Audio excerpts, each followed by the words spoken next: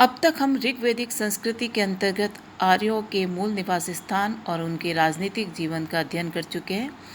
आज हम सामाजिक जीवन, आर्थिक जीवन और उनके धार्मिक जीवन का अध्ययन करेंगे। सबसे पहले सामाजिक जीवन। ऋग्वेद से स्पष्ट होता है कि आर्यों का जीवन बहुत व्यवस्थित था। डॉक्टर स्मिथ ने लिखा है कि ऋग्वेद अस्थायी रूप से निवास करने वाले एक जनसमूह, व्यवस्थित समाज और पूर्ण विकसित संस्कृति की ओर संकेत करता है। परिवार ऋग्वैदिक समाज का आधार था। परिवार पितृसत्तात्मक होता था और इसे कुल कहा जाता था। ऋग्वेद में कुल शब्द का प्रयोग नहीं है। परिवार के लिए गृह शब्द का प्रयोग हुआ है। माता पिता, भाई बहन, पुत्र पुत्री सभी सम्मिलित रूप से रहते थे। परिवार में पिता की प्रधानता थी और पिता के पश्चात सबसे बड़ा पुत्र परिवार का प्रधान होता था। इस प्रकार आर्यों में प्रारंभ से ही संयुक्त परिवार व्यवस्था और पितृ प्रधान प्रणाली प्रचलित थी। परिवार में पिता के पश्चात माता का स्थान था, जो पति के जीवित रहते परिवार में पूर्ण प्रभावशाली होती थी। पुत्र का जन्म शुभ माना जाता था। गोद लेने की प्रथा थी, परंतु उसे अच्छा नहीं माना जाता था। कई परिवार मिलकर ग्राम या गोत्र तथा कई ग्राम मिलकर वंश का निर्माण करते और कई वंश मिलकर जन का निर्माण करते थे। ऋग्वेद में जन शब्द करीब 275 बार और विष 170 बार आया। विवाह रीति और स्त्रियों की स्थिति। विवाह का मुख्य उद्देश्य संतानोत्पत्ति माना जाता था। इस कारण विवाह एक पवित्र बंधन था। साधारणतया एक पत्नी प्रथा प्रचलित थी, परंतु बहुपत्नी प्रथा पर भी कोई रोक नहीं थी। राजवंश के व्यक्ति एक से अधिक विवाह कर सकते थे। परिवार में पत्नी का सम्मान था। वह पति की अर्धांगिनी कहलाती थी और सभी सामाजिक एवं धार्मिक कार्यों में हिस्सा लेती थी। शतपथ ब्राह्मण में पत्नी को पति की अर्धांगिनी कहा गया। बाल विवाह नहीं होते थे और स्त्रियां स्वेच्छा से विवाह करती थी। विवाह की आयु लगभग 16-17 वर्ष थी। संभवतया दस्यु अथवा अनार्यों से विवाह वर्जित था। इसी प्रकार भाई बहन और पिता पुत्री का विवाह भी निषिद्ध था। इसके अतिरिक्त विवाह संबंध पर कोई अन्य रुकावट नहीं थी। विधवा विवाह हो सकता था या नहीं, इस संबंध में स्पष्ट नहीं कहा जा सकता, परंतु पुत्रहीन को अपने पति के भाई से पुत्र उत्पन्न करने अथवा नियोग के द्वारा पुत्र उत्पन्न करने का अधिकार था। सती प्रथा का उदाहरण बहुत कम और केवल राजवंशों से प्राप्त होता है। यह प्रथा सार्वजनिक रूप से मान्य नहीं थी। स्त्री अथवा पुरुष में शारीरिक दृष्टि से कोई दोष होने पर दहेज दिया जाता था, अन्यथा यह प्रथा प्रचलित नहीं थी। पर्दा प्रथा नहीं थी। स्त्रियां सार्वजनिक उत्सवों में भाग लेती थी और धार्मिक एवं सामाजिक कार्य करती थी। स्त्रियां शिक्षा भी प्राप्त करती थी। ऋग्वेद में विश्वतारा, मुद्रा, घोषा, अपाला आदि स्त्रियां इस युग की महान विदुषी स्त्रियों का उल्लेख मिलता है, जिन्होंने ऋषि पद प्राप्त किया था। स्त्रियों और पुरुषों के मिलने जुलने पर कोई प्रतिबंध नहीं था। स्त्रियां युद्ध क्षेत्र में भी जाती थी, परंतु स्त्रियों को पुरुषों के बराबर अधिकार न थे। वे कानून के सम्मुख समान न थी। पति अथवा पिता की संपत्ति की अधिकारी भी नहीं थी। अविवाहित जीवन में उन्हें पिता अथवा भाई के संरक्षण में रहना पड़ता था और विवाह के पश्चात पति के। स्त्री के अधिकार एक पुत्री, एक बहन अथवा एक पत्नी के रूप में ही सम्मानित थे। वर्ण व्यवस्था। ऋग्वेद के 10वें मंडल के पुरुष सूक्त में प्रथम बार यह उल्लेख किया गया है कि ईश्वर ने आदि पुरुष के मुख से ब्राह्मण, भुजाओं से राजन्य यानी क्षत्रिय, जांघों से वैश्य यानी वैश्य और चरणों से शूद्र को जन्म दिया। इसे स्पष्ट है कि वर्ण अथवा जाति व्यवस्था का स्वरूप ऋग्वेद के निर्माण के अंतिम समय में बनना प्रारंभ हुआ था। आरंभ में समाज के दो भाग थे, द्विज यानी आर्य और अद्विज यानी अनार्य, परंतु धीरे धीरे ये वर्ण व्यवस्था प्रारंभ हुई। ब्राह्मणों और राजन्यों ने इसमें श्रेष्ठ स्थान प्राप्त कर लिया। जनसाधारण आर्य जो कृषि, पशुपालन अथवा अन्य व्यवसायों में लगे हुए थे, वे विष कहलाने लगे। अनार्यों को शूद्रों की श्रेणी में रखा गया, परंतु इस काल में वर्ण व्यवस्था कठोर न थी। व्यवसायों के आधार पर आर्यों में वर्ण परिवर्तन संभव था। विवाह संबंधी और खानपान में आर्यों में कोई बंधन नहीं था। केवल दास, दस्यु, शूद्रों जो आर्य न थे अंतर किया जाता था। ऋग्वेद में दान के लिए पुरुष दान का उल्लेख बहुत कम मिलता है, जबकि नारी दास दान के रूप में स्वीकार की जाती थी। इसके विवरण बहुत हैं। अनुमान होता है कि धनी वर्ग में घरेलू दास प्रथा ऐश्वर्य के प्रतीक के रूप में विद्यमान थी। परंतु आर्थिक उत्पादन में दास प्रथा उस समय प्रचलित न थी, अर्थात कृषि उत्पादन या किसी भी अन्य वस्तु के उत्पादन के लिए मनुष्यों को दासों के रूप में नहीं रखा जाता था। भोजन, वस्त्र, मकान, आभूषण। आर्यों का मुख्य भोजन अन्न, जिसे वे यव के नाम से पुकारते थे, संभवतः जौ और गेहूं को पीसकर बनाया जाता था। दूध और दूध से बनी हुई वस्तुएं जैसे घी, मट्ठा, मक्खन, दही। अन्न को पीसकर आटा भी बनाया जाता था, उसकी रोटियां और पुए आदि बनते थे। सब्जी और फलों का प्रयोग भी होता था। आर्य भेड़, बकरी आदि का मांस भी खाते थे। घोड़े का मांस केवल अश्व बलि के अवसर पर खाया जाता था। एक दो ऐसे उदाहरण भी प्राप्त होते हैं जहां गाय की बलि दिया जाना और उसका मांस खाना भी बताया गया है, परंतु गाय की बलि अत्यंत महत्वपूर्ण अवसरों पर दी जाती थी, और वह भी उस गाय की जो बच्चा और दूध देना बंद करती थी। अन्यथा गाय का वध करना और उसका मांस खाना वर्जित था। पेय पदार्थों में सुरा और सोम मुख्य थे। सुरा शराब थी, परंतु सोम किसी विशेष पौधे का रस था। उसका प्रयोग केवल उत्सवों अथवा यज्ञों के अवसर पर ही किया जाता था। कुछ विद्वान उसे भांग मानने लगे। सुरा नशा दिलाती थी, इस कारण वह सदाचारी व्यक्तियों के लिए उसका प्रयोग वर्जित था। स्त्री पुरुष प्राय समान प्रकार के वस्त्र पहनते थे। उनके मुख्य वस्त्र वास और अधिवास थे। वास कमर के नीचे पहना जाता था और अधिवास कमर के ऊपर कंधे पर डालने वाला वस्त्र था। नीवी नामक एक अन्य वस्त्र का उल्लेख भी मिलता है, जो साधारणतः स्त्रियों द्वारा अंदर पहना जाता था। विवाह के अवसर पर वधू एक विशेष प्रकार का वस्त्र पहनती थी, जिसे वधूय कहा जाता है। नाचने वाली स्त्रियां पैसा नामक एक अन्य वस्त्र का प्रयोग करती थी। शाल या चादर को द्रापी कहते थे। मृग चर्म को मरुत कहते थे, जिसका प्रयोग ऋषि मुनि करते थे।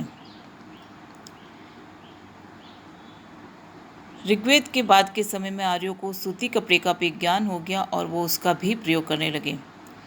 आर्यों के मकान साधारण होते थे। उनके निर्माण में मिट्टी और बांसों का प्रयोग किया जाता था। नगरों का निर्माण उस समय नहीं हुआ था। स्त्री और पुरुष दोनों ही सोने और बहुमूल्य पत्थरों के आभूषणों का प्रयोग करते थे। कुंडल, अंगूठी, गले का हार, बाजूबंद उनके विभिन्न आभूषण थे। वे फूलों के गजरों का भी प्रयोग करते थे। कुरीर स्त्रियों का सिर का आभूषण था। स्त्री पुरुष दोनों अपने बालों में तेल डालते थे, कंघी कर उन्हें संवार कर रखते थे। स्त्रियां लंबे बाल रखती थी, जबकि पुरुष अधिकांशतया बाल छोटे ही रखते थे। पुरुष दाढ़ी रखते थे और दाढ़ी मूछ साफ भी कर देते थे। आर्यों के मनोरंजन के साधनों में नाचना, गाना, रथों की दौड़, जुआ खेलना, ड्रामा करना आदि था। वे बांसुरी, वीणा और नगाड़े का प्रयोग भी जानते थे। शिकार खेलना राजवर्ग का प्रमुख मनोरंजन का साधन था। नैतिकता आर्यों का नैतिक जीवन बहुत श्रेष्ठ था। वे सदाचार, अतिथि सत्कार, सत्य बोलना, दान करना, दुर्बलों की सहायता करना, सद्विचार रखना आदि को बहुत महत्व देते थे। चोरी, झूठ, व्यभिचार, धोखेबाजी और जादू टोना दंडनीय थे। अग्नि देवता से वे सद्विचारों की मांग करते थे और वरुण देवता से अपने पापों की क्षमा याचना करते थे।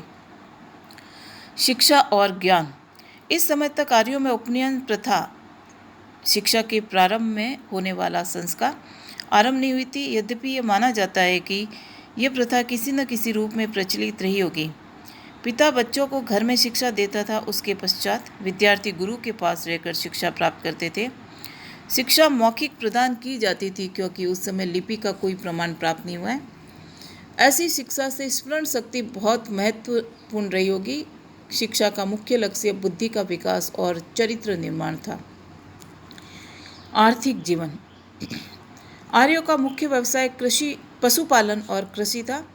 ऋग्वेदिक काल के प्रारंभ में पशुपालन सबसे अधिक महत्वपूर्ण व्यवसाय रहा।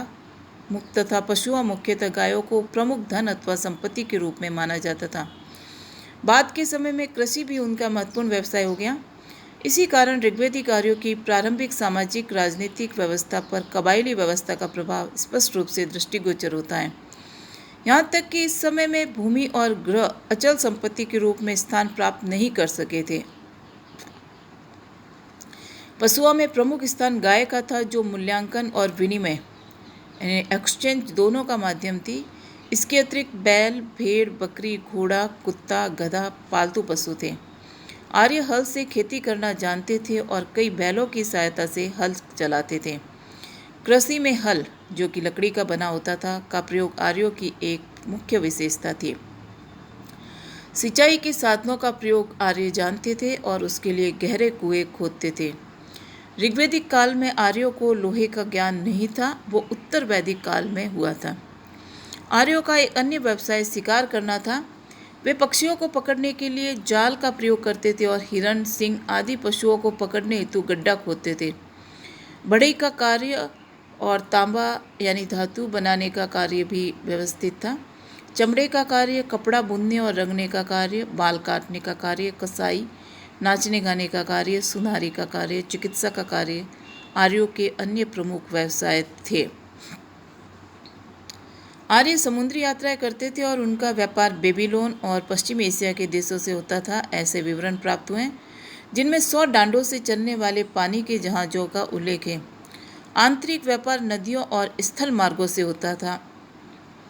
विनिमय का मुख्य साधन गाय थी, परंतु सोने के टुकड़े अथवा जेवर का भी उल्लेख मिलता है जिसे निस्क कहा जाता था। संभवतः एक निश्चित वजन का सोने का टुकड़ा था जिसका प्रयोग विनिमय के लिए किया जाता था, किंतु आर्यों ने किसी प्रकार के सिक्के का निर्माण नहीं किया था। कुल मिलाकर उनका आर्थिक जीवन संपन्न था। भारत में कृषि और पशुपालन का विकास की पूर्ण सुविधा थी जो आर्यों के मुख्य व्यवसाय थे। धर्म। ऋग्वेद में पुरुष देवताओं की प्रधानता थी। ऋग्वैदिक काल में सामाजिक और आर्थिक जीवन जितना सरल था, धार्मिक जीवन उतना ही जटिल। ऋग्वेद में बहुदेववाद की प्रवृत्ति भी दिखाई देती है। यास्क के निरुक्त में 3 देवताओं का उल्लेख मिलता है। वह पृथ्वी में अग्नि, अंतरिक्ष में इंद्र या वायु और आकाश में सूर्य। ये तीनों देवता 3 लोकों के स्वामी थे। ऋग्वेद में एक अन्य स्थान पर प्रत्येक लोक में 11 देवताओं का निवास मानकर उनकी संख्या 33 होने का उल्लेख है। इस प्रकार आर्यों का धर्म बहुदेववाद पर आधारित था। आर्यों के सभी देवता प्रकृति के विभिन्न तत्वों के प्रतीक थे। इस कारण यह माना जाता है कि आर्यों के धर्म का आधार प्रकृति पूजा था। आर्यों के देवताओं को 3 श्रेणियों में विभाजित किया जा सकता है। पहला, वे देवता जो भूमि यानी पृथ्वी के प्रतीक थे। इनमें पृथ्वी, अग्नि, सोम और बृहस्पति प्रमुख थे। दूसरा, वे देवता जो वायुमंडल के प्रतीक थे। इनमें इंद्र, वायु, मरुत, पर्जन्य, रुद्र, आपह आदि प्रमुख थे। तीसरे, वे देवता जो आकाश के प्रतीक थे। इनमें वरुण, मित्र, सूर्य, उषा, सावित्री, पुषान, आदित्य, विष्णु, अश्विनी कुमार आदि प्रमुख थे। इन सभी देवताओं में इंद्र, वरुण, अग्नि, सोम और सूर्य प्रमुख माने गए। ऋग्वेद में इंद्र की स्तुति सबसे अधिक की गई है। ऋग्वेद के करीब 250 सूक्तों में इंद्र का वर्णन है। ये एक शक्तिशाली देवता माना गया था जिसका मुख्य अस्त्र वज्र था। पहले इंद्र को वर्षा और तूफान का देवता माना गया था, परंतु अब ये विद्वान विश्वास करते हैं कि इंद्र मूलतया प्रकाश का देवता था। पर्जन्यों को वर्षा का देवता और मरुत को तूफान का देवता माना गया। वरुण को शक्ति और नैतिकता का देवता माना गया है, जो सभी देवताओं को शक्ति प्रदान करता था और सभी के अच्छे बुरे कार्यों को देखता था। मित्र वरुण का सहयोगी देवता था।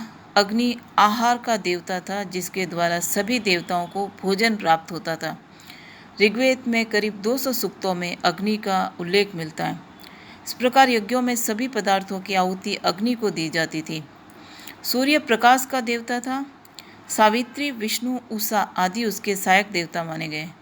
सोम आर्यों का प्रिय पेय पदार्थ था, इस कारण उसे भी देवताओं में स्थान दिया गया।